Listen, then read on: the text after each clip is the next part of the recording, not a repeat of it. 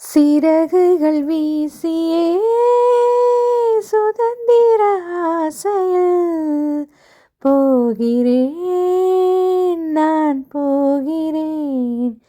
எங்கே போகிறேன்னு பார்த்தீங்கன்னா வாக்கிங் தான். அதெல்லாம் சரி, இது என்ன கண்ணாடி அப்படின்னு நீங்கள் நினைக்கலாம். எங்கள் ஊர்லேயும் வெயில் கொளுத்த ஆரம்பிச்சிருச்சுல்ல, கண்ணாடி இல்லைன்னா கண்டு தெரியாமல் போயிடும் போல இருக்குது. அதனால தான் இந்த கண்ணாடி. மூஞ்சில் பூரா விட்ட கதையை கேட்டிருப்பீங்க. இது என்ன பட்டர்ஃப்ளை அப்படின்னு பார்க்கலாம். அழகுக்கு அழகு சேர்க்கும் விதமாக என் மூஞ்சில் அங்கங்கே பரு வந்து திஷ்டி போட்டு வச்சுட்டு போயிடும். நானும் அது இதுன்னு எதையாவது ஒட்டி போக வச்சுருவேன். அடக்கல்லி போக வச்சிட்டியா, இந்த வாட்டி 4 வச்சுக்கோன்னு சொல்லி 4 பிம்பிள் வந்து அது எனக்கு 4 டிஷ்டி போட்டால் மாறிடும். என்ன பண்ணுறது, எல்லாத்தையும் ஒட்டிக்கிட்டு தான் திரியணும். சரி, இப்படி கண்டதை மூஞ்சில் ஒட்டிக்கிட்டு திரியிறியே, உன்னை யாராவது பார்த்தா எதுவும் நினைக்க மாட்டாங்களான்னு நீங்கள் நினைக்கலாம். இங்கே யாரும் யார் விஷயத்துலேயும் தலையிட மாட்டாங்க. அது ஓன் சுதந்திரம்னு பார்த்தும் பார்க்காம போயிடுவாங்க.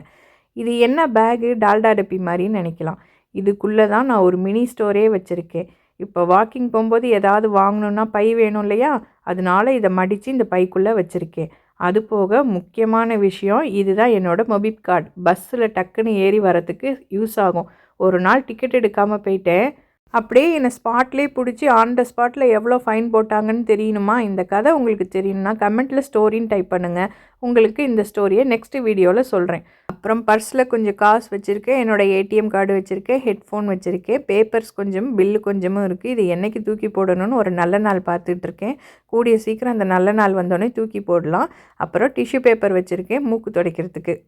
இப்போது இந்த பேகெல்லாம் மடித்து வச்சுட்டு தெருவாக கிளம்பிடலாம். இல்லை வாக்கிங் கிளம்பிடலாம்.